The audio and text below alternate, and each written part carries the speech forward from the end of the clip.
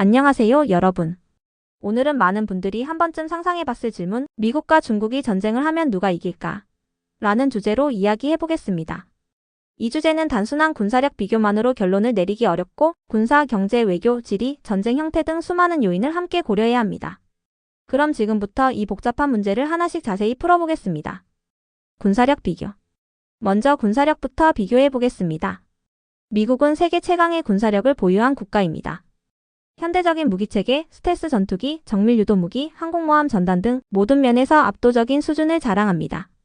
특히 항공모함은 전 세계에 영향력을 투사할 수 있는 전략 자산인데요. 미국은 11척의 항공모함을 보유하고 있는 반면 중국은 현재까지 3척만 보유하고 있으며 그 기술력에서도 아직 미국에 미치지 못합니다. 또한 미국은 전 세계에 750개 이상의 군사기지를 운영하고 있고 이라크, 아프가니스탄, 시리아 등 다양한 지역에서 실전 경험을 쌓아왔습니다.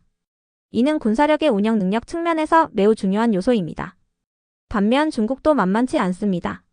중국 인민해방군은 약 200만 명의 병력을 보유하고 있으며 최근 몇 년간 군 현대화에 막대한 투자를 해왔습니다.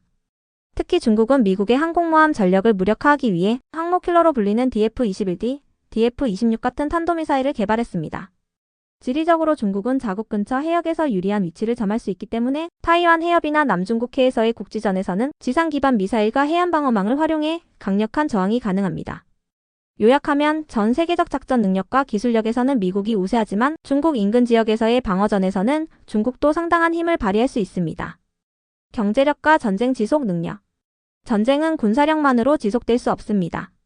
막대한 자원과 물자가 투입되기 때문에 경제력이 뒷받침되어야 하죠. 미국은 세계 최대의 경제대국으로 GDP, 금융 시스템, 달러 패권 등 거의 모든 경제 지표에서 1위를 유지하고 있습니다. 또한 미국은 경제 제재와 금융 봉쇄 능력에서도 강력한 영향력을 발휘할 수 있습니다. 중국 역시 세계 2위의 경제 규모를 자랑하며 세계 최대의 제조업 기반을 가지고 있습니다. 하지만 중국 경제는 수출 의존도가 매우 높고 미국과의 교역이 끊길 경우 내부 혼란이 가중될 수 있습니다. 전쟁이 장기화될 경우 미국은 경제 회복력과 동맹국의 지원을 통해 버틸 수 있는 반면 중국은 고립되면서 경제적으로 더 큰 타격을 입을 가능성이 높습니다. 동맹과 국제지역. 국제적인 외교 네트워크도 중요한 변수입니다. 미국은 나토, 일본, 한국, 호주 등 세계 주요 국가들과 방위 동맹을 맺고 있습니다. 이러한 동맹은 유사시 공동 군사작전을 가능하게 하며 국제적 정당성도 확보할 수 있습니다. 반면 중국은 러시아와의 전략적 협력을 강화하고 있지만 서방 국가들과의 군사적 동맹은 사실상 없습니다. 또한 국제사회의 이미지나 신뢰도 측면에서 미국에 비해 불리한 위치에 있습니다. 이런 점을 고려하면 전면전이 벌어질 경우 미국은 더 많은 국가들의 지원을 받을 수 있고 중국은 상대적으로 고립될 가능성이 큽니다. 전쟁의 형태와 기술 전력. 만약 미국과 중국 사이에 전쟁이 벌어진다면 그 형태는 여러 가지가 될 수 있습니다. 첫째, 핵전쟁의 가능성도 배제할 수 없습니다. 양국은 모두 핵무기를 보유하고 있으며 전면전이 핵전쟁으로 비화될 경우 승패와 상관없이 전 인류가 피해를 입게 됩니다. 둘째, 국지전의 가능성도 있습니다. 예를 들어 타이완 해협 남중국해, 동중국해에서 제한적인 전투가 발생할 수 있습니다. 이 경우 중국은 지리적으로 유리하며 자국 영토에 가까운 지역에서 방어 중심의 작전을 펼칠 수 있습니다. 셋째, 사이버전과 정보전도 매우 중요한 요소입니다.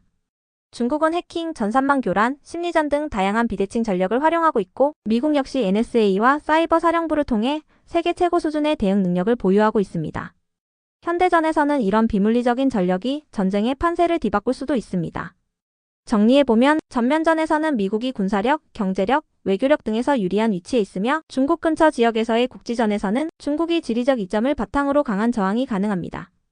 하지만 전쟁이 장기화되거나 핵전쟁으로 확산된다면 양측 모두 회복 불가능한 피해를 입게 됩니다.